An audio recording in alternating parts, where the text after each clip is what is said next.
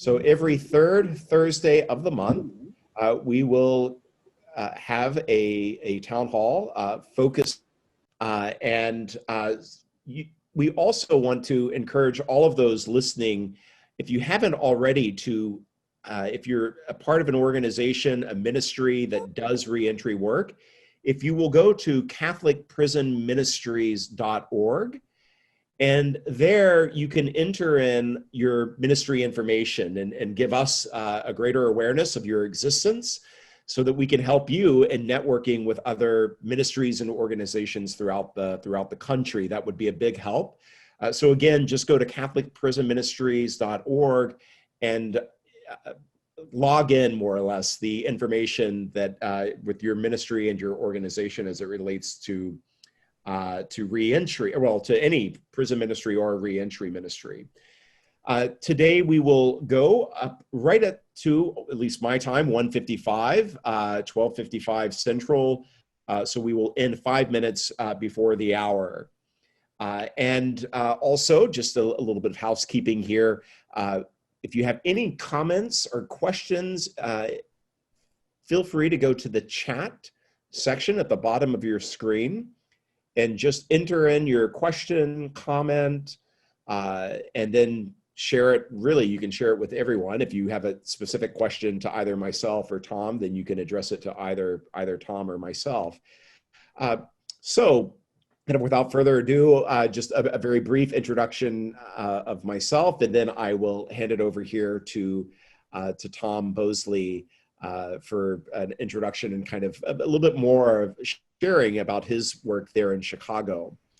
So my name is Father Dustin Fedden. I'm a priest in the Diocese of Pensacola, Tallahassee, involved in a lot of different aspects of prison ministry here in North Florida, and have recently founded and started a reentry community called Joseph House in Tallahassee, Florida. And we welcome our brothers as they're coming out of prison and jails into community life with myself and lay people and a lot of great volunteers that we have. So now what I'm going to do is hand it over to Tom from Strong Futures Ministry there in Chicago. Welcome, Tom. First of all, good morning, everyone. Let me introduce myself a little bit. My name's Tom Bosley, and I'm the program director of the Strong Futures program of St. Sabina. And what that program is really all about is we work with young men and young ladies who have had criminal involvement, criminal justice involvement, and we work to have what we call an intense mentoring and workforce development program with the emphasis on relationship building. And what really is, I'm excited to be joining you guys today. And really, I'll tell you just a little bit about myself. In 2006, my son, Terrell Bosley, was actually a victim of gun violence here in Chicago. He got shot while coming out of church on the church grounds. And from that point forward, after we lost our son due to that senseless act of violence, my wife and I both were in the field of banking. And we both left that field, became community activists. And I met Father Michael Flager of St. Sabina. And at that point in time, I was looking for some direction on what can I do personally to impact individuals who are both perpetrators and victims of gun violence. And, at that particular time, he was coming up with a pilot program where he wanted to work with young men who had been formerly incarcerated or involved in the street life, and with the focusing on those young men for 12 months and connecting them with employment opportunities and connecting them to social services. I was a little bit unsure about whether I wanted to take that position or not, but after I prayed about it and stepped out on faith, I decided to go ahead and try it. And that first year, we worked with 50 young men. It was myself and one other coach. And out of those 50 young men, we ended up getting 35 of them temporary and permanent full-time jobs. And what I learned out of that, though, is once you uncover and develop relationships with these young men who have been previously incarcerated or have criminal backgrounds, you unfold a lot of other different things like homelessness, substance abuse, trauma, mental health trauma. You uncover a whole array of things, and we've just been fortunate there. Since we started that program in 2016, and we've serviced well over 350 young people. We've actually expanded it to both young men and young ladies. And I currently have a staff of 6 coaches and a mental health therapist as well. And the work, as I could just tell you, it's so rewarding to see the transformation that individuals have once their mindset is changed. And what I always tell individuals is that you have to start with a concept of love. We treat the young men and young ladies as though they are our own kids, and there's accountability with us, there's accountability on them, and we just focus on the relationship. We don't even focus on the job part, that comes later. We focus on the relationship, overcoming the barriers to employment and stability, and then we put them in a position, or try our best to put them in a position that they can succeed. So again, I just thank you guys for giving me the opportunity to talk to you today.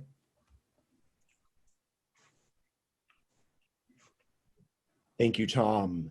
So and just for clarification, when did Strong Futures begin? Strong Futures actually began in June of 2016. 2016. And so we've been working that program for 4 years now. We partnered with the city of Chicago. That's who provided the Department of Family and Support Services provided the funding, but that funding actually ends, guys, in December of this year. So we're not quite sure what's going to happen after December, but I'm confident that the Lord will put us in a direction where we can continue this type of work because it's been so successful. So just like I stepped out on faith 4 years ago, I'm going to step out on faith again, and I believe everything's going to work out. Yeah, great. Well, we will pray for a windfall your way. So thank you.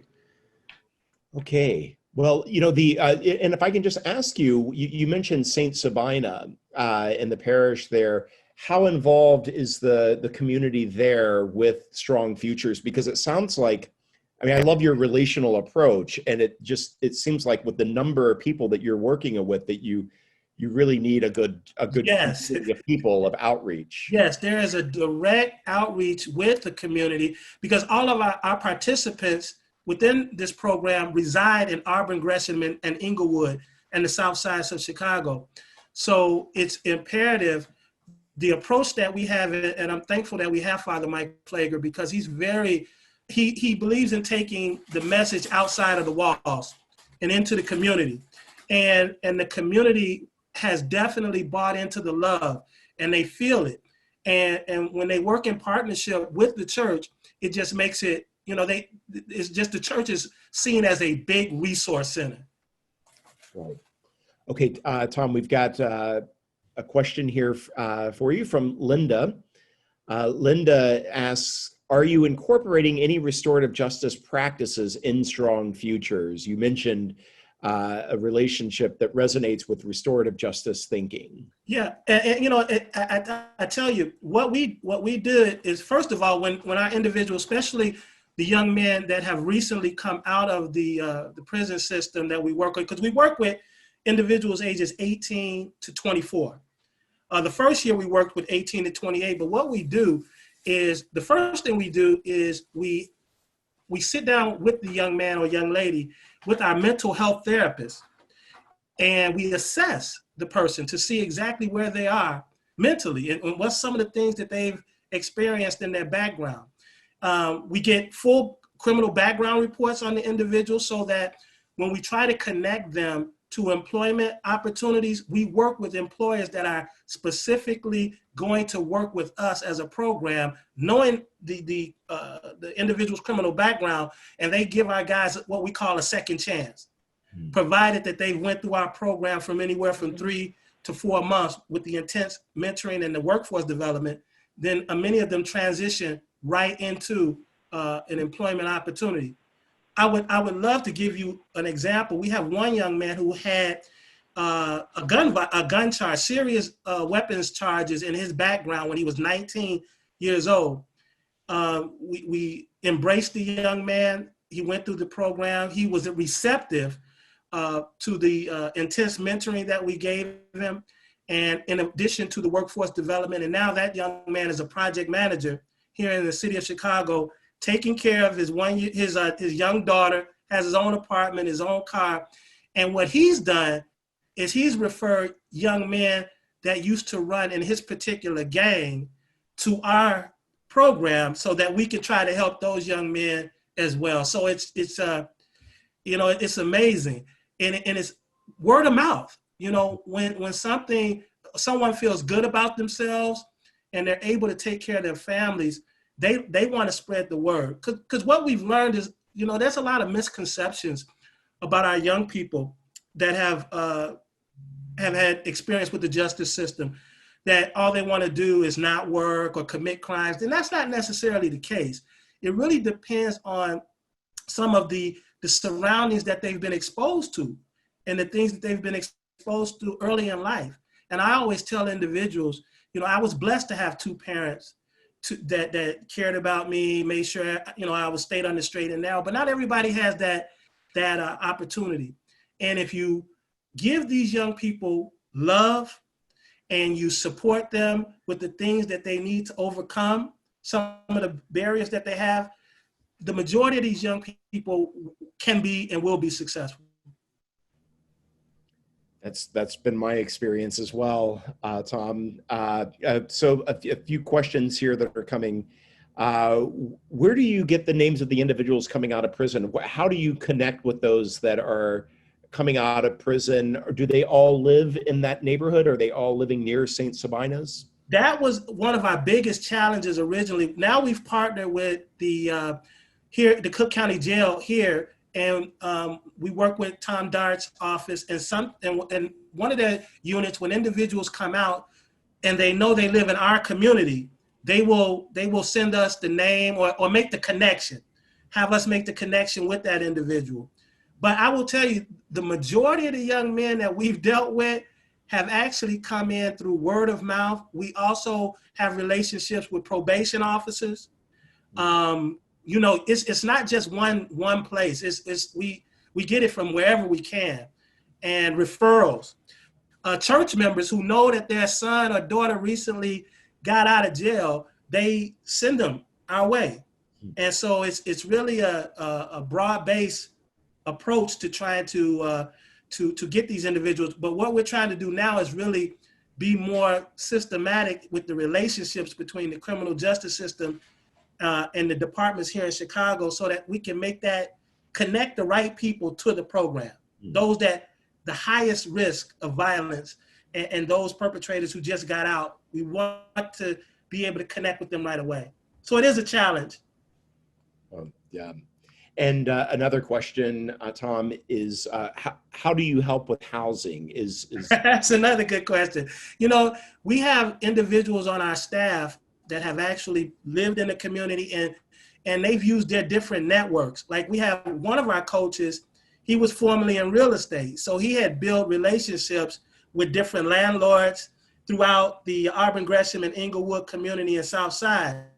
So a lot of times what happens is once we find a person employment and they're able to save a couple of paychecks, we can move them right into a place to stay. But in the meantime, we also have relationship with shelters for some of our young people that, if they're homeless, we have a connection with a couple of shelters, and then we'll have them there at the shelter, help them find employment, and then from the shelter, try to transition them into maybe a one bedroom or studio apartment. And again, all of this it's not, I wish we had it where it was down pat, but it's like, it's like God puts people in our place our path that has relationships with other individuals. And that's how we connect some of our young people to housing. And we've been able to help them at least get stable.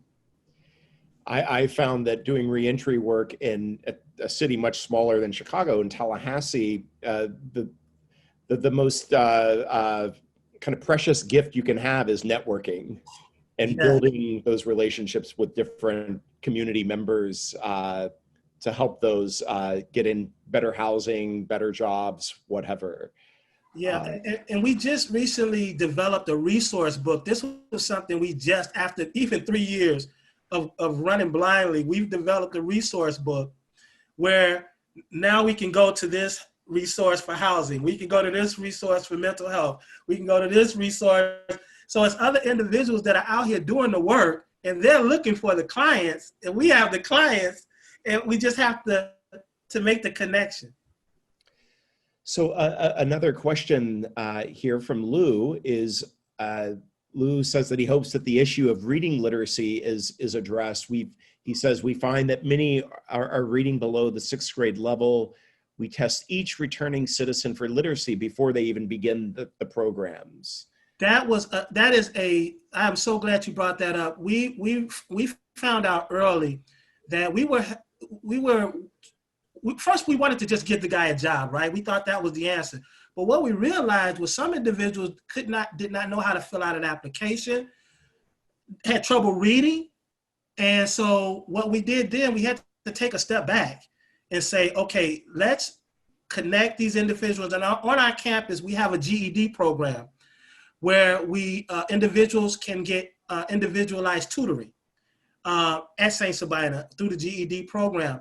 And so again, identifying issues, because a lot of times, like you said, individuals aren't reading up to par. We had individuals that had actually graduated high school and could not read, and that blew me away. I was like, how is that possible? But here, and again, I don't know if that's other places, but I know here in Chicago, that is a big problem. Individuals are coming out of high school not equipped to obtain even the basic forms of employment. So the way we address that is we enroll them into our GED and our one-on-one tutoring to help bring them up. We had a program called Construct that focused on individuals that had reading and math deficiencies for 8 weeks. And they had to come every day from 9 a.m. to 4 p.m. And after those 8 weeks, their reading and math scores went up tremendously. And a couple of those young men are now CDL truck drivers. A couple of them, again, the gentleman that I mentioned to you earlier, he's now a project manager. And that's because they had 8 weeks of intense individualized instructions at their own pace. But they had to come every day from 9 a.m. to 4 p.m. So that let us know how bad these young men and young women really wanted the opportunity. They just needed some place that cared about them and that would take that time to help them out. Is there within the I guess you have a building, right? Is it a one building and different offices doing different aspects of work Yeah, we call it the campus. We call it the campus of St. Sabina, where you have the rectory, you have the church. Then we have on our campus a employment resource center for the community. And they specialize in bringing in employers and providing workshops on employment job readiness. Then you have the Strong Future program, where we have a separate office, which is right there on the campus with the 6 coaches. And that's where we provide the special individualized case management with individuals 18 to 24. And so, yeah, it's different different sections of the church, different programs within one campus. We call it the university. Yeah, no, that's great. I didn't realize it was that tied to St. Sabina's. So that speaks a lot about Father Mike's investment and dedication to this. So a question here from Clarence is there any aspects of spirituality that are part of the mentoring process? Praying together, kind of yeah, engaging at the spiritual level as well. What we do is we have once a week what we call group, Strong Futures Group. And that's where we bring the participants, if they're not employed, if they're not working their jobs, we bring them in, we have pizza, we have a giant, and this was before COVID. We had a giant round table, and we allowed the individuals to discuss anything from, we bring up, because we're a faith-based organization, we give the option, you know, of religion, but we also let them talk about anything they want to talk about, politics, religion, you name it, you know, the things that affect them.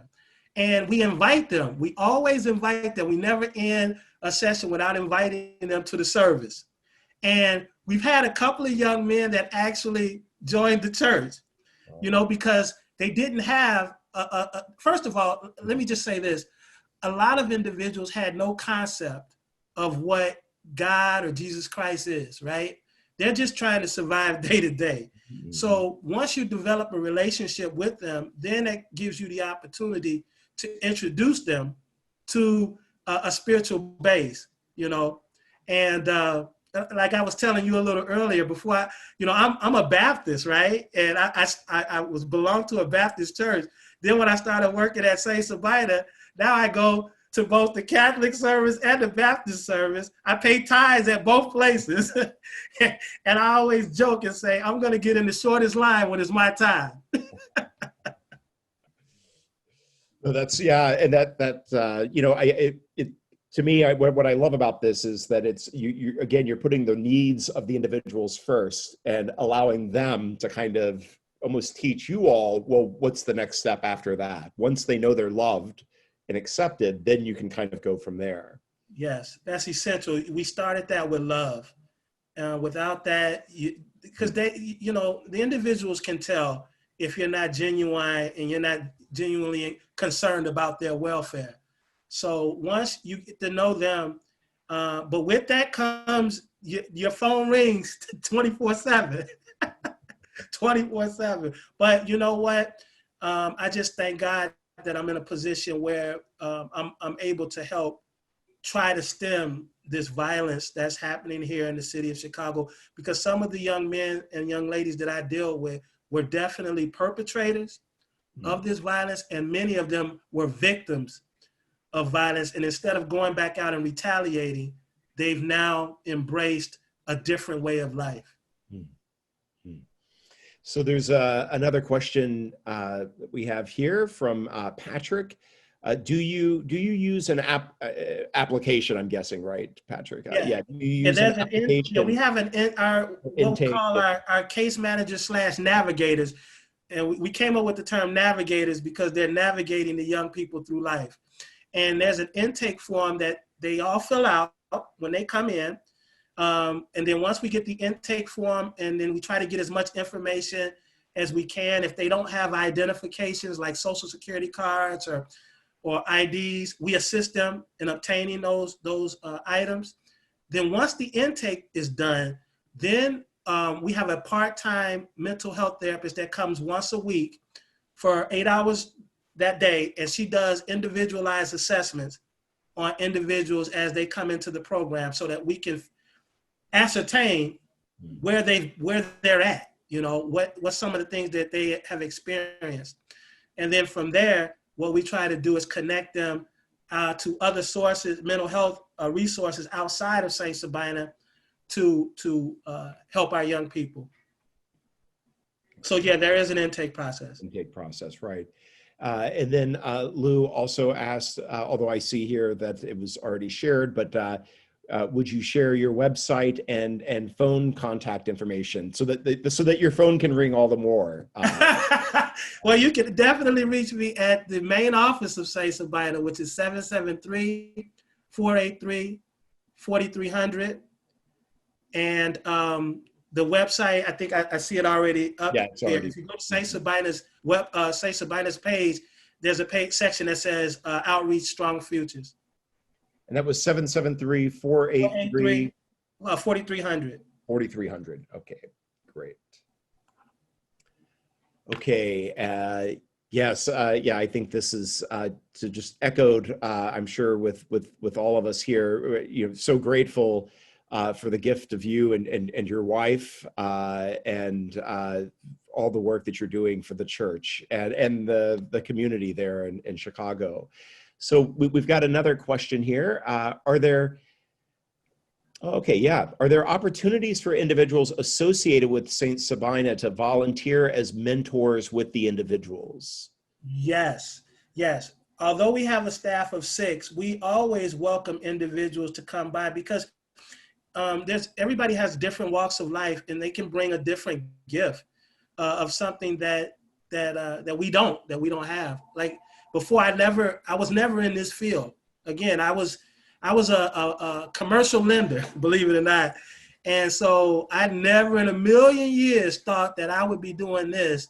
But when that event happened with my son, and I was directly impacted, our family, and we lost our loved one on church grounds. I decided to try to take the talents that I have and apply them to these young people. So I do budgeting sessions, talk to them about their finances and things like that. So yes, to answer that question, we welcome any individual, whatever, bring your gift, whatever your gift, we'll find use for it.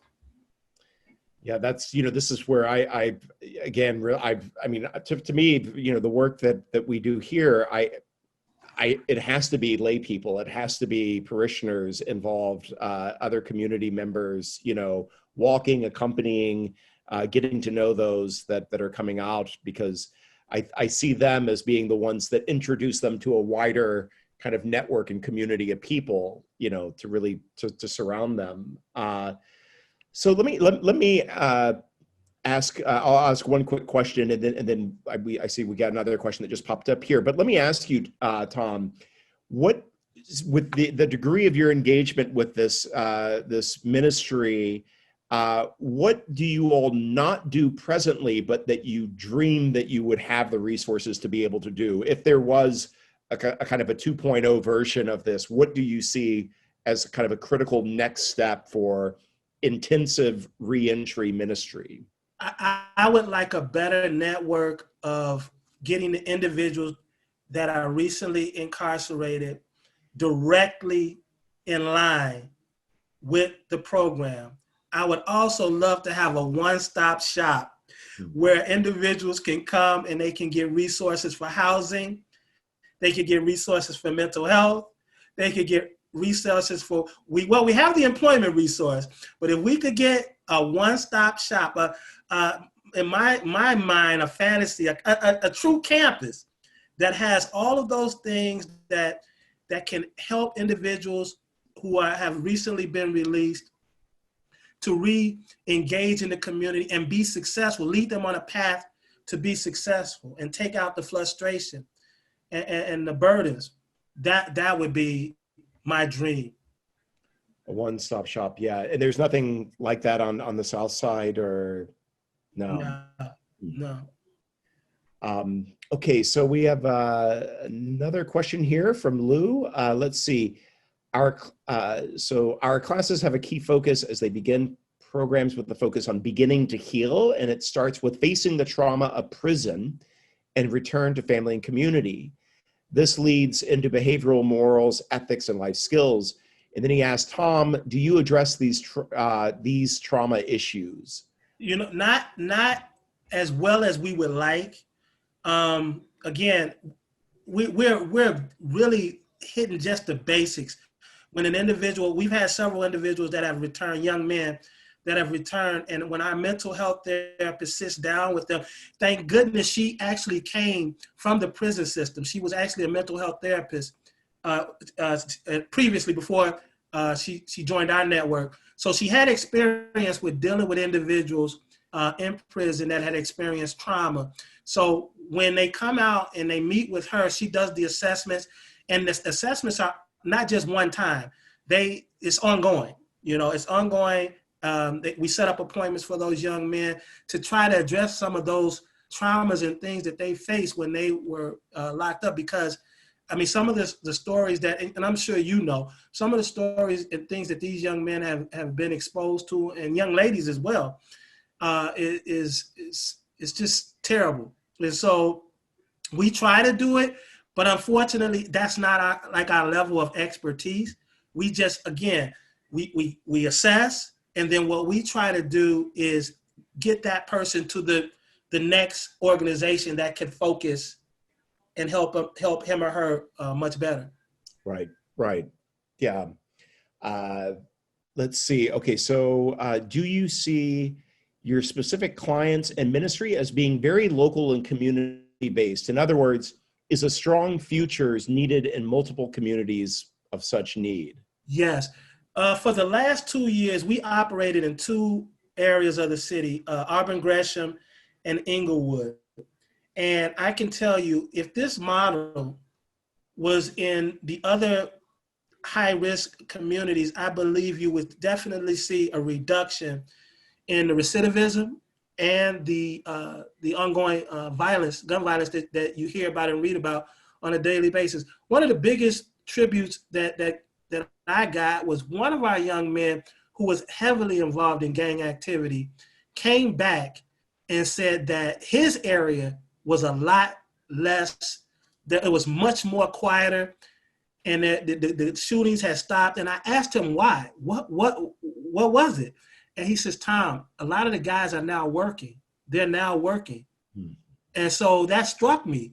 And I said, man, their time is occupied. Now they're taking care of themselves and their families. So they don't have that idle time anymore.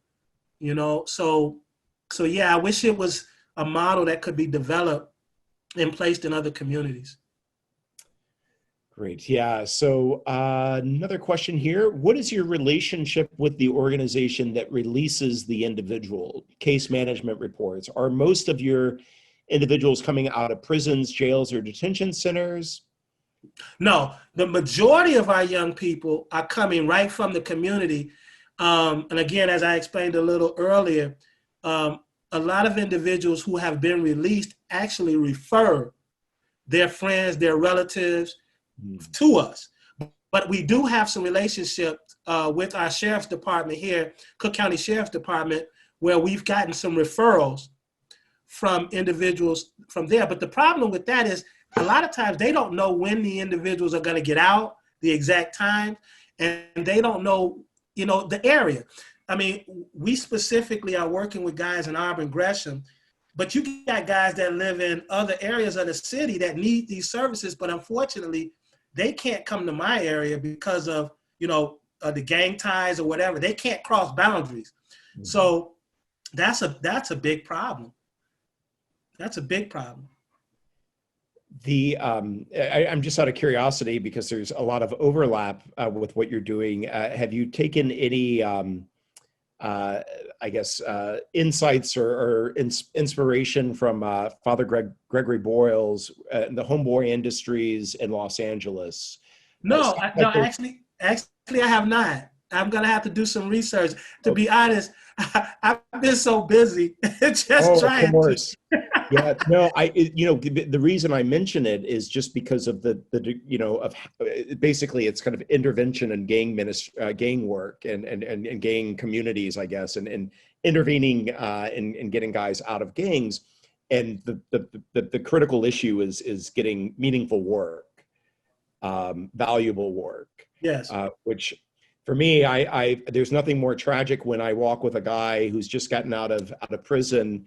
And of course, he, need not apply. That just happened 2 days ago, actually, to his former employer. He went back to try to get his job back again.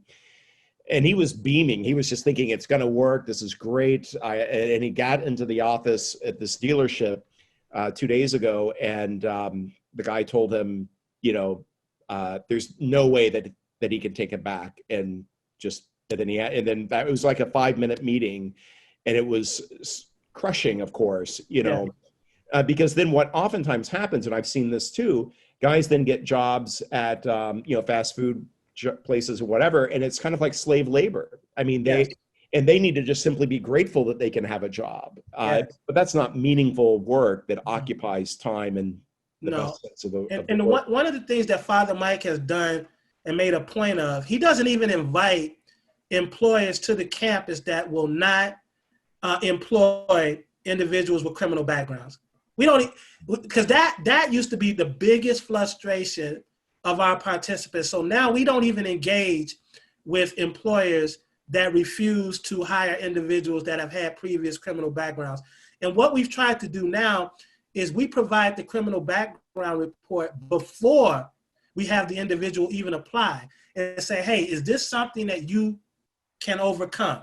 Mm-hmm. And that has helped a lot. I mean, it really has put the emphasis on the employers who really say they want to give individuals a second chance to really step up to the plate.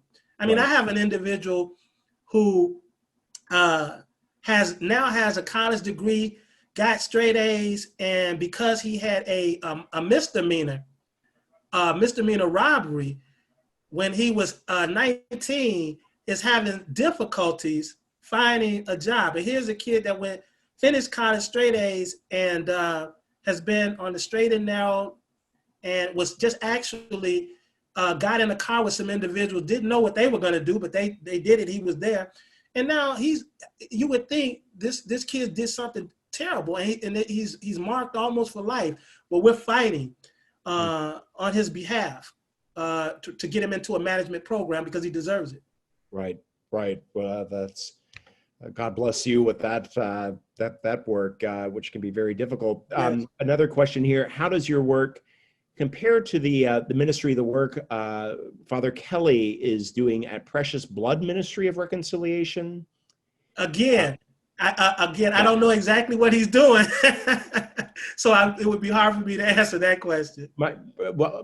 Patrick, you may want to just say just a little bit more. My guess is that Father Kelly, I think, if I'm not mistaken, does a lot of work in restorative justice and creating circles where it's an opportunity for people in the community to come and kind of listen to each other and hear their experiences.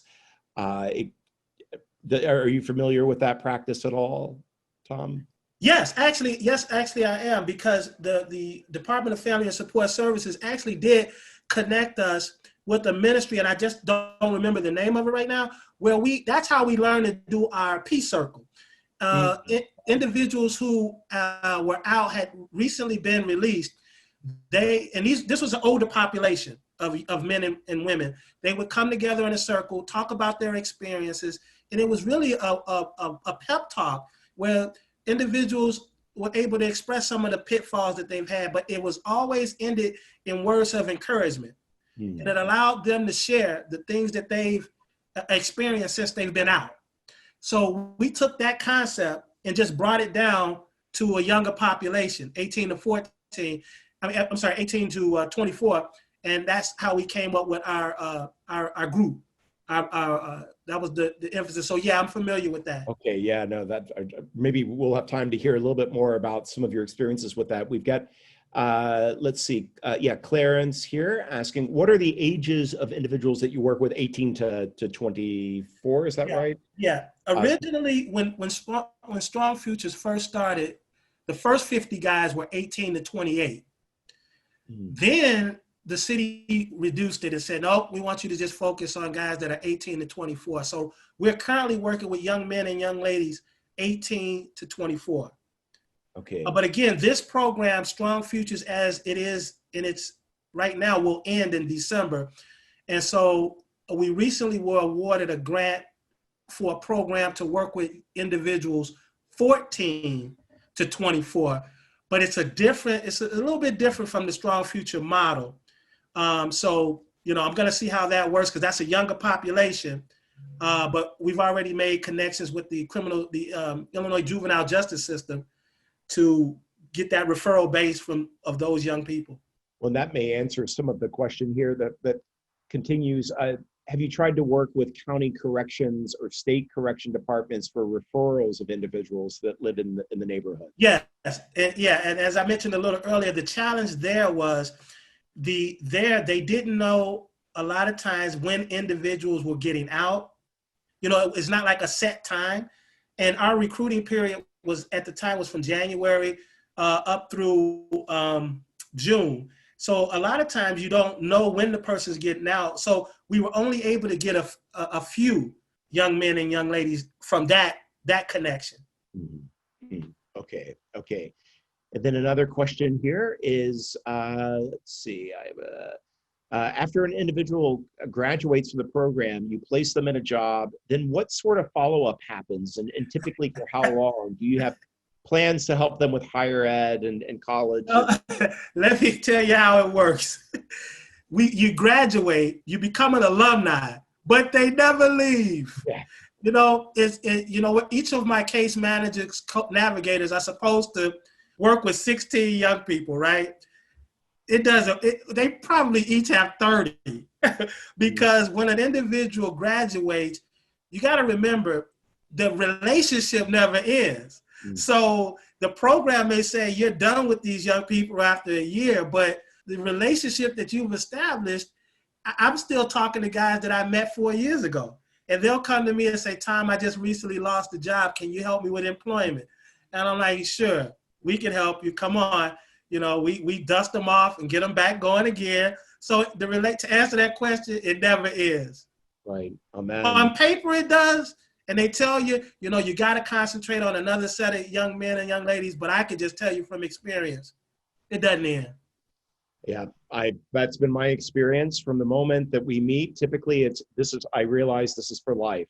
That this is just and we just just be open to that. Let's see. So another question here from Joan. Are you finding that now with the pandemic and the financial breakdown with more people out of work, that it is harder for reentering persons to find work? Have you seen any evidence of that for the past couple of months? Yeah, especially not with getting temporary jobs, but with getting the permanent full-time jobs. I've seen that. Then also the connection that we had. Before the pandemic, we used to see people a lot, physically on campus. Now we're doing it by Zoom. We're doing it. It's different. It's a different, and so the relationship there is different, so that's the challenge, but we're adjusting, as right now, I'm actually battling COVID. I just got diagnosed last week, and so far I feel pretty good. So I'm moving in the right direction, but we had to take it very seriously, and that's with wearing masks and everything. So yeah, that is a challenge with the pandemic. Yes. Yeah. Let's see. So I thought there was maybe one question that maybe someone had mentioned here circles of accountability, but so you described your circle as, what did you say, a peace circle? It's actually a group. We call it Strong Future Group, and then what we always do is we let each individual control there's one person that controls the mic, and they get to talk about how their week is, what some of the challenges that they've had, what some of the obstacles, what's going on in their life. And what they say stays in that room, right? Mm-hmm. And we go all the way around, and then we usually try to have a topic of discussion. Sometimes it's mental health. And what we learned is when one person opens up about being depressed or having a traumatic experience, then the rest of the group feels comfortable about expressing some of their challenges with mental health. Depression, that's a major one that we've started talking about in group. And so we talk about those type of things, but we always end the sessions with, you were born for a good purpose, and God is always there to He has you. We always end it with that. You were born for a good purpose, and He's always conspiring for your success. Right. One thing I found, Tom, because we do circles at Joseph House every Monday night, the guys and one of our social workers and myself, and what I found is that I kind of submit to the circle as well. And it's an opportunity for guys to call me out on things at times. Like if there's any kind of issues of, that they were offended by something I didn't do or did or said, it really builds that family environment, that kind of trust. And I can't just be always the executive director, Father Dustin up here. When I enter into circle, if they have something, I have to listen to it. And even if I might get defensive, I still have to listen to it. And that to me has been invaluable, you know. Right, right. You know, I let the young men know that I wasn't always the Tom that they see now. You Mhm. know, I had a past, you know, Mhm. but through grace, you know, I've been able to be somewhat successful, you know, and Right. I say that, you know, God is there for everybody, and I just like to introduce them to that fact that, hey, you know, you have a spiritual base, because sometimes when things overwhelm you, you have to have somewhere you can go and just let that go, you Yes. know. And you know, so some of the young men and young ladies are taking that advice. That advice. Great. Okay, so we've got another question here from Deacon Jim. How did you operate before you had government funding, or was there a period of time that you were operating before government funding? No, well, when we first started with the initial 2016, and we got the funding from the Department of Family and Support Services, so that they partnered with St. Sabina. So that's how we were able to start it. So we did always start with some sort of funding. Right. Great. Okay. And then another question here: what kinds of training do you provide for volunteers? Or what are there boundary issues that you have to kind of go over with them? Well, so far we haven't had too many volunteers, so we haven't had to do a whole lot of training. Right now, most of the interaction, to be honest with you, has been with the staff. Mm. And most of my staff, I have some of my staff, we always have ongoing training. Like right now, we're going through cognitive behavioral therapy training. So it's always ongoing training. But really, to be honest, most of the individuals that came that have been that are our coaches now were once in the professional world, and they just decided at a particular point in time that this was what they wanted to do. Right. Well, I'll just say then with I think yeah, Clarence. You know, I know that for the bulk of our mission is run by volunteers and lay people, and Catholic and not Cap Protestant, and you know, just university students as well. And we have to go over boundaries, and the one reason why is to actually protect our residents. Some people initially think, oh, you need boundaries to protect the safe, you know, volunteer. No, we want to protect our residents, and really, oftentimes, one just from being overwhelmed, you know, Yes.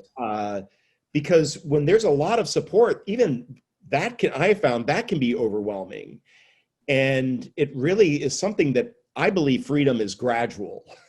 I believe that it takes a process. And so for volunteers, oftentimes, you know, we go over different boundary issues about uses of phone and, you know, always having, you know, another person with them, never going into rooms and things like this, meaning their bedrooms and whatnot, because we're a Yeah. residential Yes. community.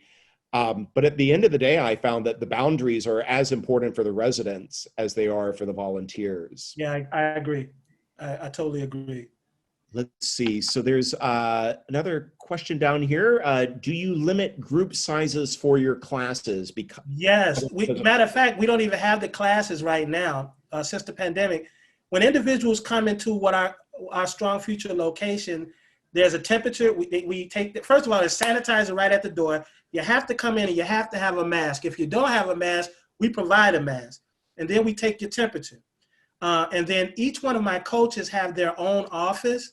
And really right now, we're doing a lot of virtual, unless it's just an emergency where they have to come and actually see a coach. And then we practice the safe distance, you know. Right. So yeah, we really, we take that very seriously. Well, we are about 5 minutes from ending here. So just to take this moment again to welcome everyone and participating in this first town hall on reentry ministries.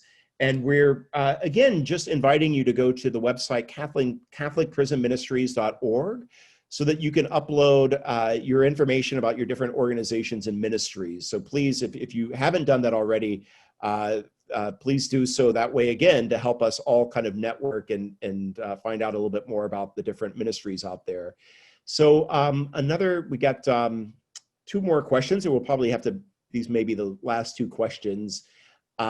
Do you have, let me make sure, oh yeah, do you have general liability insurance for your organization, or does it exist through the church? It exists, yeah, that exists through the church. Oh, okay. Mm-hmm. That makes it a lot easier. Yeah. Yes. So Yes. you are under the umbrella of Saint. Of the faith community of Saint Sabina. Yes. Great. Okay. Okay. And then a question for everyone for everyone from Lauren. Does anybody know of any instances of home sharing, i.e. people opening a room in their home to folks leaving incarceration? I would love to hear more Yeah. about that. Reentryroommate@gmail.com. Well, I've never heard that. Me either. Yeah. I've never heard that. That's It's a So I, great so we I have can chime in and tell you what that is if you want. Sure, yeah, Joe. Reentry Roommate is actually a documentary series that is being put together by Sharp Entertainment for a major TV network. I don't know which one. They have actually reached out to us here in the Archdiocese of Seattle, interested in looking more into the One Parish, One Prisoner work that we're doing, but they're particularly interested in people who are opening up their homes and actually chronicling those stories. And they're looking into at least one of those stories here in our region, but in other regions. But they're inquiring about that because they're looking for stories to tell. Where that to kind of chronicle the relationship between returning citizens and people that kind of open up their homes and lives to them. Their homes. And just a quick question, Joe. So you said this is a documentary that's coming out. Did you say it had a name again? I don't know that the official name has landed, but it's, for the time being, the placeholder seems to be Reentry Roommate. But I'm not sure if that's going to be the actual title of the series.